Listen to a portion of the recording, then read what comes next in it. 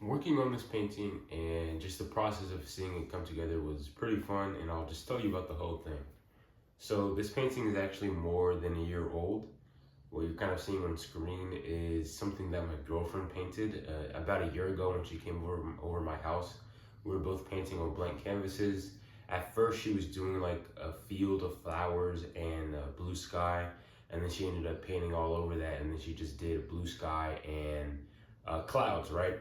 So I'm just like thinking like, oh man, what am I gonna paint? What am I gonna paint? You know, after finishing this charcoal drawing, and I'm just thinking like, I'm just gonna recycle one of the old paintings, right? I was thinking of getting a bigger canvas that I already have here, but I'm just gonna recycle one of the old ones, and I'm just gonna work on this, right?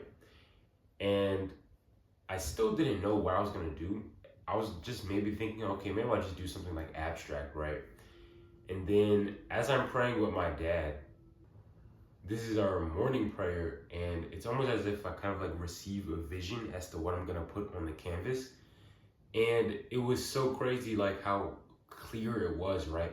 Now, the final art piece does not look exactly like how it would have in my mind.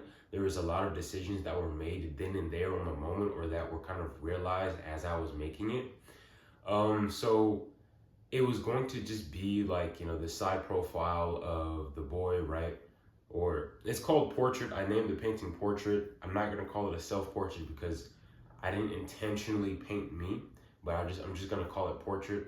And it was gonna be the side profile of that guy, and then it was gonna be like just a red background, and then a frame, right? The gold frame or the yellow frame.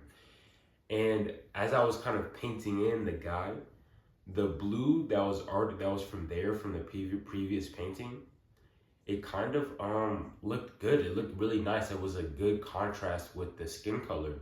And so like, I'm just gonna make this straight blue. And then the block on the eyes, right? That was thought of like last second almost. I was like, I'm gonna put this here because I feel like it's going to kind of create more contrast with the rest of the painting. And then also like the slashes and stuff like that, that wasn't going to be there, right? That wasn't going to be there, but then I was like, no, wait, I want to do this because it's going to make it look more dynamic. It's going to make it look more interesting. So, and it turned out pretty well for that. I was able to kind of let myself go a little bit and make like these tiny decisions that could have taken the painting a long way, right? And we have to be able, when we're creating art, especially since we're not making, like if you're not making something that's already from a reference, right? Like my graphite drawing, that was from a reference, so it was going to have to look a certain way. It's not like I could have injected like my own way of doing things, but I just kind of wanted the practice of like trying to get as close as I can to what I'm drawing.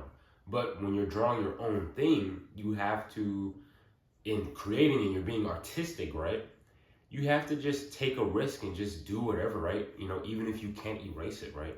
And like, that's kind of the beautiful thing, you can make all these mistakes and stuff like that, but you can't take them away, right? Just like how it is in real life. And you either have to work with it or you end up loving it, right? You end up loving it. In this case, I kind of loved it, right? There were some things I might have done on accident, which I might have leaned into a little bit, but most of everything was intentionally done. And just, to see like, okay, is this actually going to be good? Is this going to be bad? And it turned out pretty good. It turned out pretty good. I did not time myself on this drawing. I didn't really wear a watch much of the time to put on a stopwatch or anything like that. I wasn't really thinking about it. But I don't think it took me that long. A lot of the time spent on the drawing was technically waiting for the paint to dry, right? A lot of it was just me watching the paint to dry. Because when it comes to painting, you kind of have to be a bit patient, especially if you already like know how it's going to look.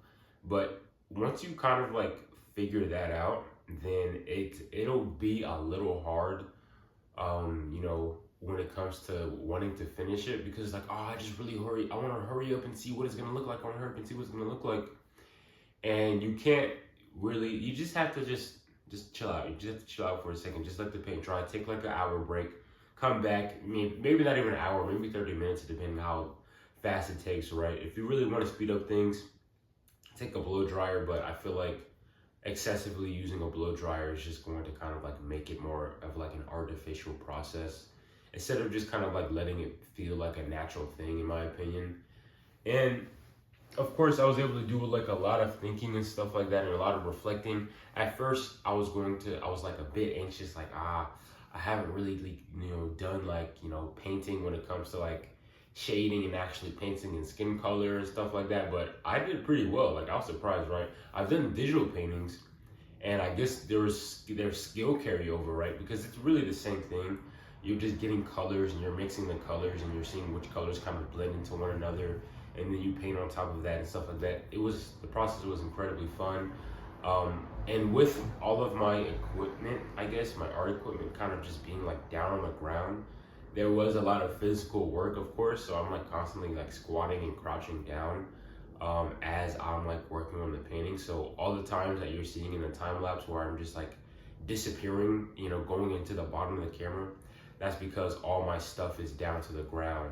And honestly, that was kind of fun because it kind of takes me away from the painting. I'm not always having my eyes on it the entire time.